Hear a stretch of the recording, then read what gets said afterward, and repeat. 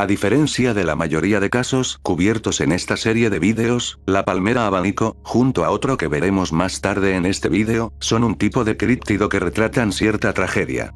¿Qué pasaría si descubriésemos una especie nueva, pero no llegásemos a estudiarla antes de que nosotros provocásemos su extinción? No se trata de una historia de grandiosidad y fantasía.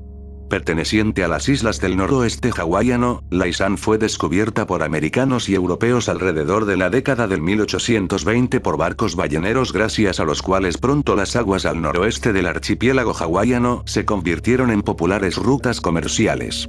Una de las primeras incursiones a las tierras de la isla fue dada por los tripulantes del Moller, un barco ruso. Aunque los mismos no recogieron muchos detalles sobre la flora y fauna de la isla, el médico del navío, Carl Lisenbeck, describió superficialmente la flora del siguiente modo. La mayor parte de la isla está cubierta por una hierba espesa. En algunos lugares hay bajos arbustos, entre los que se encuentran también algunas palmeras abanico enanas.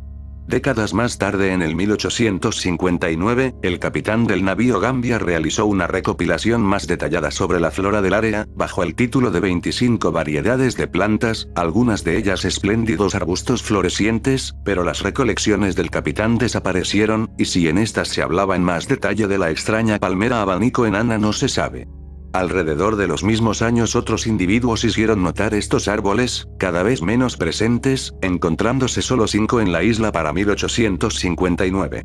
La última anotación importante sobre estos árboles la hizo George Campbell Munro, un ornitólogo, entomólogo y coleccionista científico neozelandés pionero en la clasificación de ornitología y botánica hawaiana.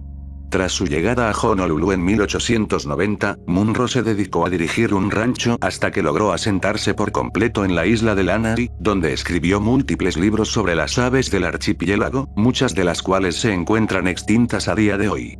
En 1891, Munro visitaría la Isan durante 10 días, donde realizó múltiples anotaciones sobre las plantas. Sobre las palmeras, solo pudo decir que quedaban 2 en la isla, así como los troncos de algunos especímenes, que parecían pertenecer al gen Pritcardia. Entre botánicos, se estuvo de acuerdo en que el árbol debía pertenecer al género de la Pritchardia. Ahora, si se trataba de una especie ya existente, como la Pritcardia remota avistada en Nihoa, era tema de debate. En la opinión de Munro, según lo que había visto, el árbol no presentaba los rasgos suficientes para identificarlo positivamente como Pritcardia remota. Las especies de este género presentes en Hawái son extremadamente locales, no encontrándose la misma especie en 2 islas diferentes, por lo que la hipótesis personal de Munro era que las palmeras de la Isan pertenecían a una nueva especie. Años más tarde, distintos botánicos serían de la misma opinión, aunque nunca pudieron confirmar la hipótesis, debido a que para el 1896, la planta había muerto.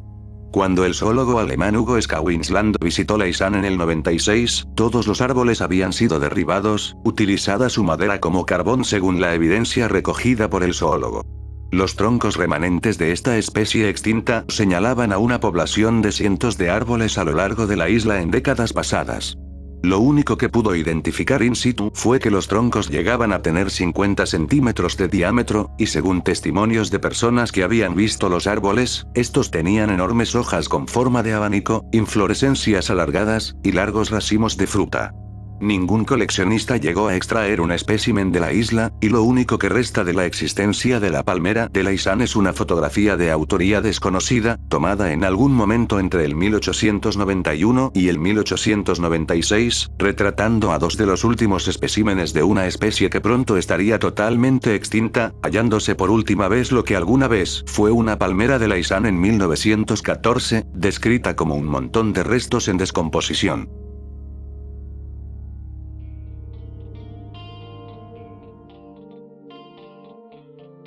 Algunas veces tenemos que permitirnos el gusto de sacrificar la verosimilitud en favor de la fantasía, porque nadie va a decirme que el pescadrilo de Zimbabue no es un ser de carne y hueso que puede y va a hacerte daño. En 2018, una familia conformada por Nyaracha Isachipsa, la persona y testigo principal, y su marido e hijos, se mudaron a las costas del lago Kariba sin mayores pretensiones que las de una vida normal, asentándose en la villa pesquera de Gache Gache.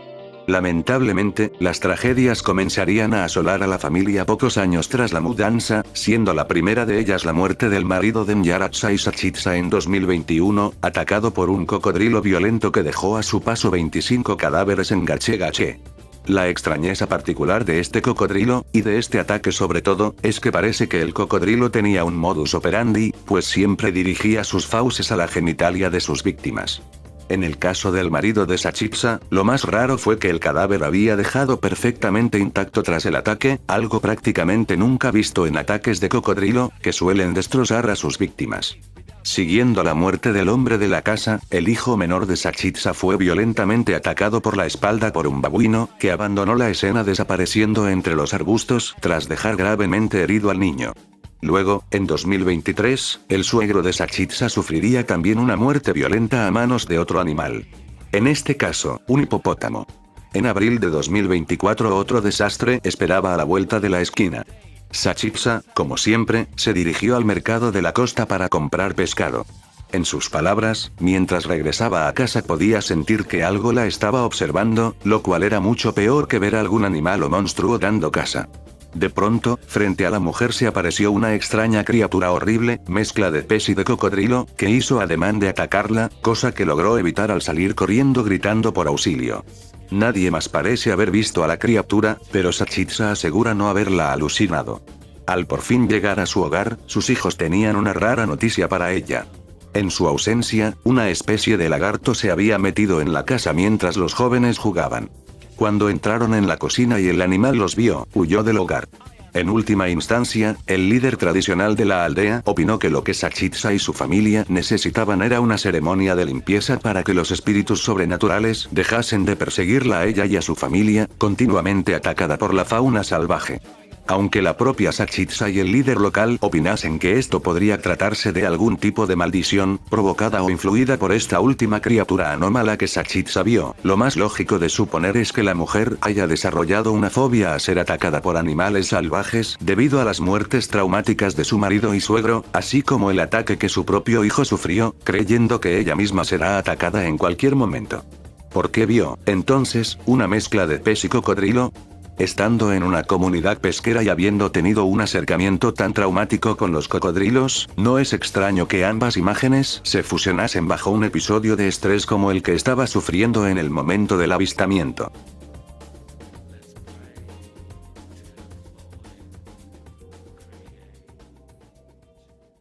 Siguiendo la muerte de este twin de la época georgiana del Reino Unido y el Imperio Británico, el extravagante hallazgo del cadáver de un ave que no volvió a hallarse nunca jamás fue condenado al misterio.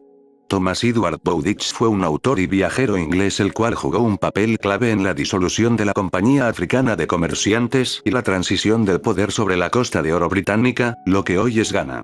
Tras pasar años escribiendo libros sobre descubrimientos en distintas zonas del África y estudiando las ciencias naturales en París, en 1822 Bowditch y su esposa visitaron Lisboa, donde el joven escribiría otro manuscrito sobre descubrimientos en Portugal, Angola y Mozambique.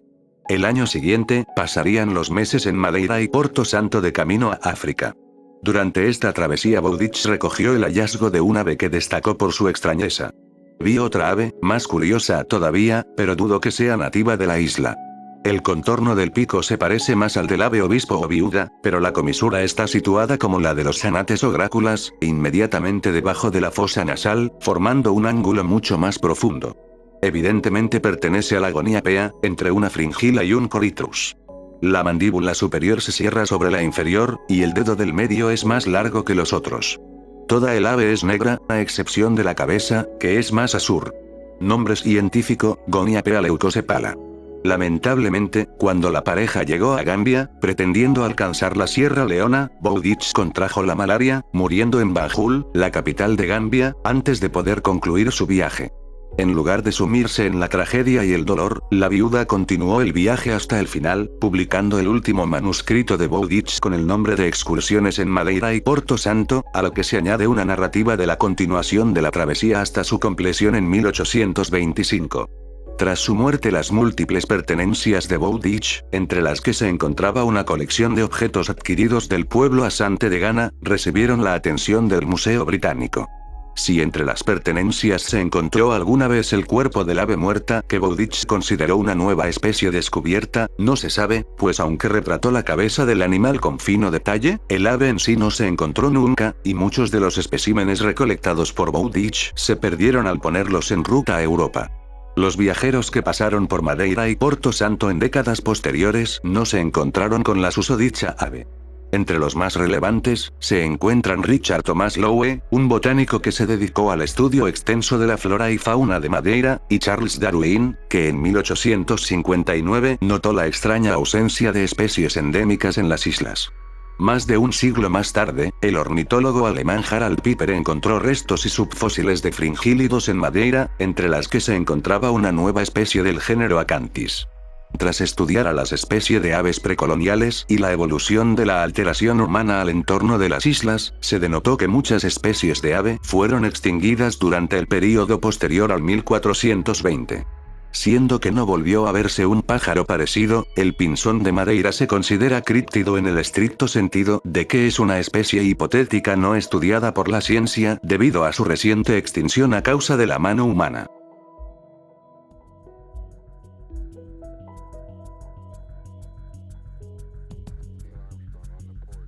En la misma ciudad que alberga una de las 8 casas de adoración Bahá'í ubicadas a lo largo y ancho del globo, Peñalolén, ubicada en el sector suroriente de la capital de Chile, se ha atestiguado la aparición de una mantarraya voladora, atada a su vez a varios otros fenómenos extraños.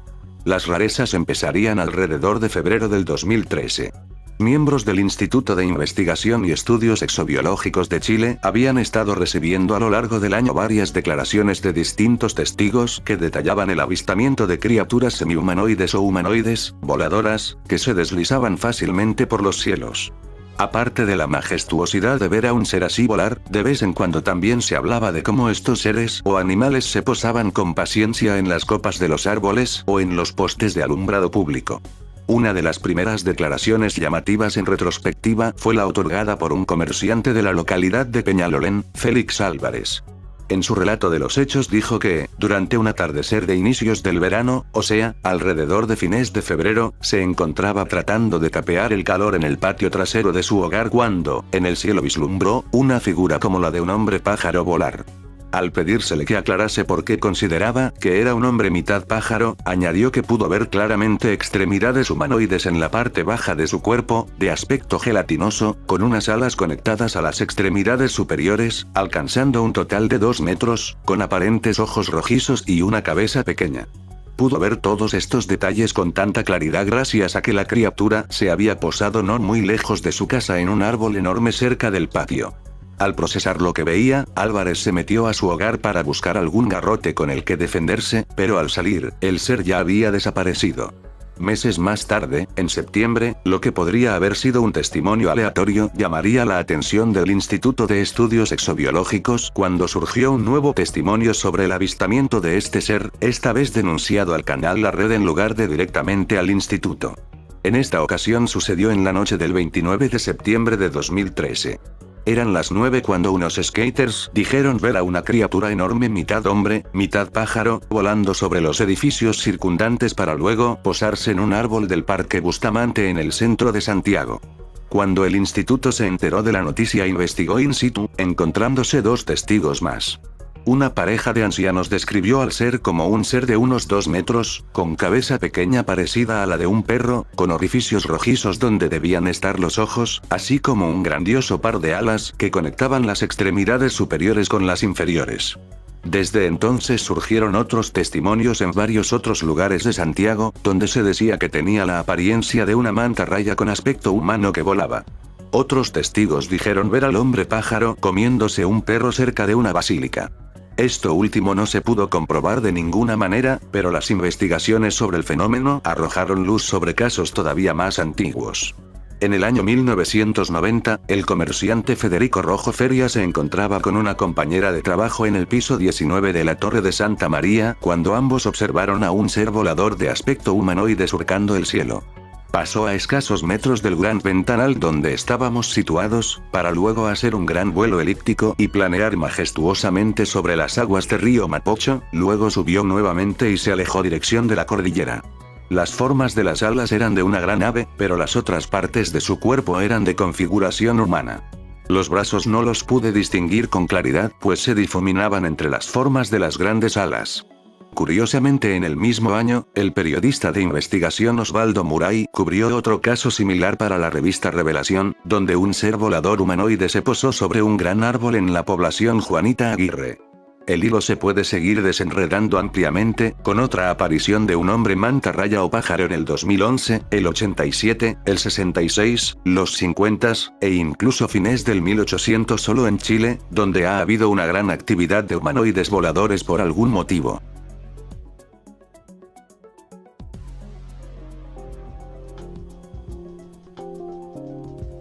Este críptido tiene mi tipo de historia favorita, pues da muchas vueltas remontándose a siglos en el pasado con orígenes inciertos y pruebas perdidas en el tiempo.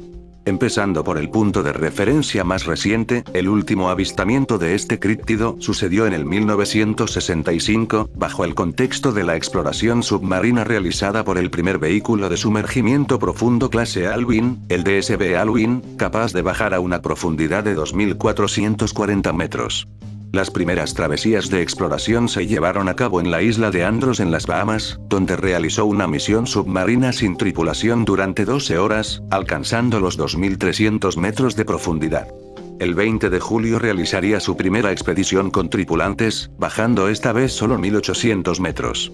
Fue durante una exploración en julio del 65 en la lengua del océano, una de las áreas más profundas de las Bahamas, que separa las islas de Andros y New Providence, que los diseñadores e ingenieros del Alvin se encontraron con un animal indistinguible. Marvin McCamis fue el que otorgó la mayor descripción de los eventos al investigador forteano Charles Berlitz, relatándolo de la siguiente manera. Estábamos a unos 1500 metros de profundidad cuando bajé a una grieta a unos 90 metros más profundo bajo un ligero afloramiento.